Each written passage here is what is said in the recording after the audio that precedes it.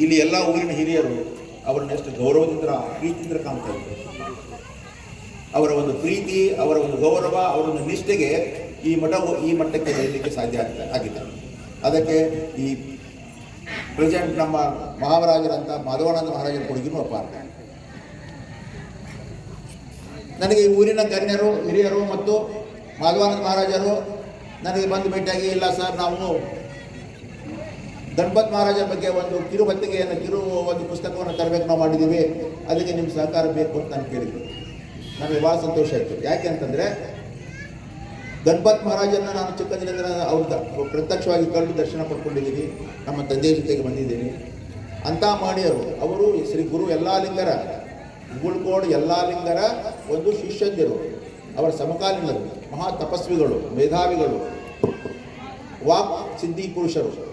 ಅಂಥವರ ಬಗ್ಗೆ, ಅವರ ಚರಿತ್ರೆ ಮತ್ತು ಅವರ ಬಗ್ಗೆ ಈ ಮುಂದಿನ ಪೀಳಿಗೆಗೆ ಅದು ಗೊತ್ತಾಗಬೇಕಂತಂದರೆ ಅದು ಪುಸ್ತಕ ರೂಪದಲ್ಲಿ ಬರಲೇಬೇಕು ಅಂತ ನನ್ನ ಅಭಿಪ್ರಾಯ. ಅವರು ಅದನ್ನೇ ವ್ಯಕ್ತಪಡಿಸಿದ್ರು, ನನಗೆ ಸಂತೋಷ ಇದೆ. ನಾನು ಹೇಳಿದೆ, ಹಾಗಾದರೆ ಅದು ಒಳ್ಳೆಯ ಒಂದು ವಿಚಾರವನ್ನು ನೀವು ಇಟ್ಕೊಂಡು ಬಂದಿದ್ದೀರಿ. ಈ ನಮ್ಮ ಊರಿನ ಹಿರಿಯರಿಗೂ ಹೇಳಿದೆ, ನಮ್ಮ ಗುರುಗಳಿಗೂ ಹೇಳಿದೆ. ಹಾಗಾದರೆ ಇದನ್ನು ಏನು ಮಾಡೋಣ ಅಂತಂದರೆ, 1-1.5 ತಿಂಗಳಷ್ಟೇ ಟೈಮ್ ಉಳಿದಿತ್ತು. ಅಷ್ಟರೊಳಗೆ ನೀವೆಲ್ಲ ರೆಡಿ ಮಾಡಬೇಕು. ಯುಗಾದಿಗೆ ನಾವು ಇದನ್ನು ಬಿಡುಗಡೆ ಮಾಡಬೇಕು ಅಂತ ಹೇಳಿ ನಾವು ಕೊಟ್ಟಿದ್ದೀವಿ.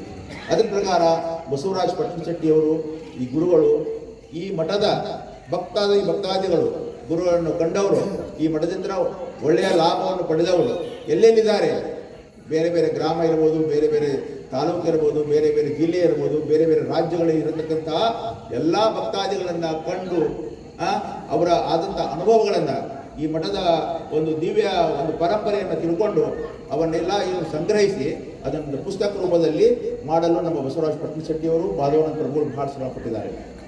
ಎಷ್ಟೋ ಸಲ ಒಂದು 7-8 ಸಲ ಗದಗಿಗೆ ಹೋಗಿ ಬಂದರು.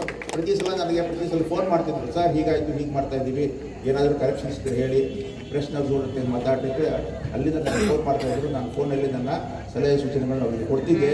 ಅವರು ಅಲ್ಲೇ ಇದ್ಕೊಂಡು ಈ ಒಂದು ಕಾರ್ಯಕ್ಕೆ, ಯಾಕಂದರೆ 1.5 ತಿಂಗಳು ಭಾಳ ಚಿಕ್ಕ ಸಮಯ, ಆ ಸಮಯದಲ್ಲೇ ಅವರು ಒಂದು ಪವಿತ್ರವಾದಂಥ ಗ್ರಂಥವನ್ನು ತರಲಿಕ್ಕೆ ಅವರು ಒಂದು ಶ್ರಮಪಟ್ಟು ಅದಕ್ಕೆ ಅಲ್ಲಿ ಯಶಸ್ವಿಯಾಗಿದ್ದಾರೆ.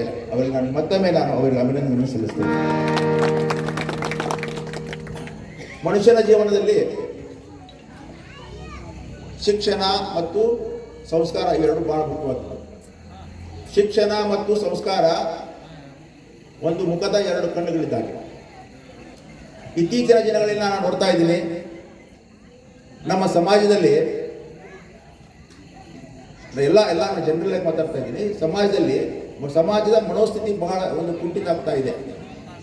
ಯಾಕೆ ಅಂತಂದ್ರೆ ಅದರ ನಾವು ಜಾಡನೆ ಹುಡುಕಾಡ್ಕೊಂಡು ಹೋದಾಗ ಅದಕ್ಕೆ ಕಾರಣ ಮೊಬೈಲ್ ಮತ್ತು ಟಿವಿ. ಈ ಮೊಬೈಲ್ ಮತ್ತು ಟಿವಿಗಳು ಯಾವಾಗ ನಮ್ಮ ಜೀವನವನ್ನು, ನಮ್ಮ ಊರನ್ನು ಪ್ರವೇಶ ಮಾಡಿದೆವೋ ಆವತ್ತೇ ನಮ್ಮಲ್ಲಿರ್ತಕ್ಕಂತಹ ಭಕ್ತಿ, ಶ್ರದ್ಧೆ, ಆಟೋಟ ಪಾಠಗಳಲ್ಲಿಯ ಒಂದು ಆಸಕ್ತಿ ಕಡಿಮೆ ಆಗುತ್ತಾ ಬಂದರು.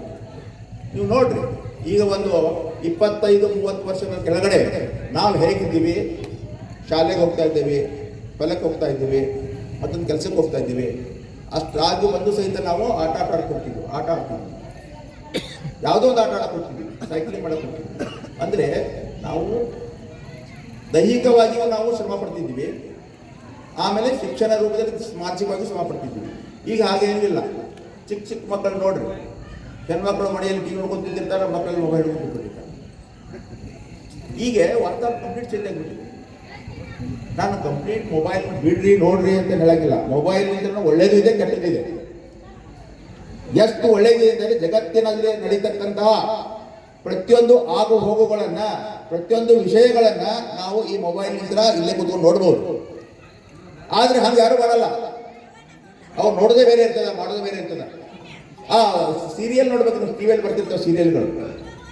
ಒಂದು ಸೀರಿಯಲ್ಗಳು ಮನವನ್ನು ಕೂಡಿಸಿ ಬೆಸುವಂಥ ಟಿವಿ ಸೀರಿಯಲ್ಗಳು ಯಾವ ಬರೋದಿಲ್ಲ.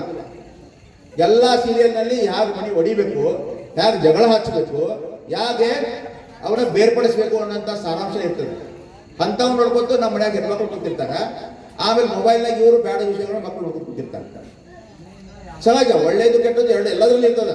ಆದರೆ ನಾವು ಚೂಸ್ ಮಾಡೋದು ಇಂಪಾರ್ಟೆಂಟ್ ಇರ್ತದೆ. ಯಾವುದು ಒಳ್ಳೇದು ಯಾವುದು ಕೆಟ್ಟದ್ದು ಅದು ತಗೋಬೇಕಂತ ಹೇಳಿ.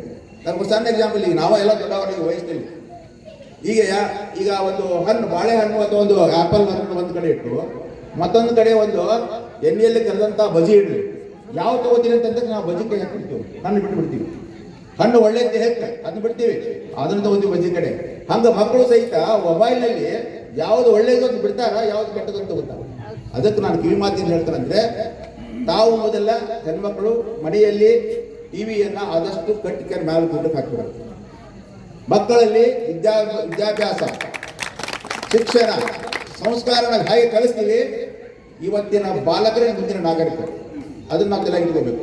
ನಾವು ಯಾವ ಥರ ಸಂಸ್ಕಾರ ಕೊಡ್ತೀವಿ, ಯಾವ ಥರ ಅವ್ರಿಗೆ ವಿದ್ಯೆ ಕೊಡ್ತೀವಿ, ಅವರ ಮುಂದಿನ ಏಳಿಗೆಗೆ.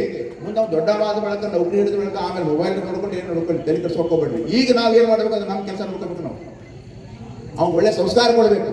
ಅಂತ ಸಂಸ್ಕಾರ ಎಲ್ಲಿ ಸಿಗುತ್ತೆ? ಇಂಥ ಮಠಗಳಲ್ಲಿ ಸಿಗುತ್ತೆ, ಇಂಥ ಪೂಜೆಯಲ್ಲಿ ಸಿಗುತ್ತೆ. ಅದಕ್ಕೋಸ್ಕರ ಪ್ರವಚನ, ಕತೆ, ಸಾರಾಂಶ ಇವನ್ನೆಲ್ಲ ಕೇಳಬೇಕು, ಗುರುಗಳ ಹತ್ರ ಹೋಗ್ಬೇಕು. ಅವ್ರು ಹೇಳುವಂಥ 2-4 ನುಡಿಮುತ್ತುಗಳನ್ನ ಕೇಳ್ಕೋಬೇಕು, ಪ್ರವಚನ ಕೇಳ್ಕೋಬೇಕು. ನಾವು ಕೇಳಿದಂತ ನಮ್ಮ ಮಕ್ಕಳು ಪಕ್ಕಕ್ಕೆ ಕೂತು ಅವ್ರು ಕೇಳ್ತಿರ್ತಾರೆ, ಅವ್ರ ತಲೆಗೂ ಸ್ವಲ್ಪ ಹೋಗುತ್ತೆ. ಹೀಗಾಗಿ ಅವರಲ್ಲಿ ಒಂದು ದೈವದ ಬಗ್ಗೆ, ಗುರುಗಳ ಬಗ್ಗೆ, ಮಠದ ಬಗ್ಗೆ ಒಂದು ಒಳ್ಳೆಯ ಅಭಿಪ್ರಾಯ, ಆಮೇಲೆ ಒಂದು ಒಳ್ಳೆಯ ಒಂದು ಸಂಸ್ಕಾರ ಅವರಿಗೆ ಕೊಡ್ತದೆ. ಆ ಸಂಸ್ಕಾರನೇ ಅವ್ರನ್ನ ಜೀವನದ ಉತ್ತಮ ಮಟ್ಟಕ್ಕೆ ಕರ್ಕೊಂಡು ಹೋಗ್ಲಿಕ್ಕೆ ಶಕ್ಯ ಆಗ್ತದೆ. ರಡ್ಡೇರಟ್ಟಿ ಗ್ರಾಮದ ಸುತ್ತಮುತ್ತ ಗ್ರಾಮದ ನಾನು ನೋಡ್ತೀನಲ್ಲ, ದೈವಿ ಭಕ್ತರಂದ್ರೆ ದೈವಿ ಭಕ್ತರು. ಮಠದ ಇಷ್ಟು ಅಭಿಮಾನಿಗಳದಾರ ಅಂತಂದ್ರೆ ಆ ಅಭಿಮಾನಕ್ಕೆ ಸರಿಸಾಟಿ ಯಾರು ಆಗೋದಿಲ್ಲ. ಕಾರಣ ನಿಮ್ಮಲ್ಲಿ ನಾನು ವಿನಂತಿ ಮಾಡಿಕೊಳ್ಳೋದೇನಂತಂದ್ರೆ, ಎಲ್ಲರೂ ನಿಮ್ಮ ಮಕ್ಕಳ ಬಗ್ಗೆ, ನಿಮ್ಮ ಊರಿನ ಬಗ್ಗೆ ಗಮನ ಕೊಟ್ಟು ಎಲ್ಲರಲ್ಲಿ ಒಂದು ಸಂಸ್ಕೃತಿ ಸಂಸ್ಕಾರವನ್ನು ಬೆಳೆಸ್ರಿ.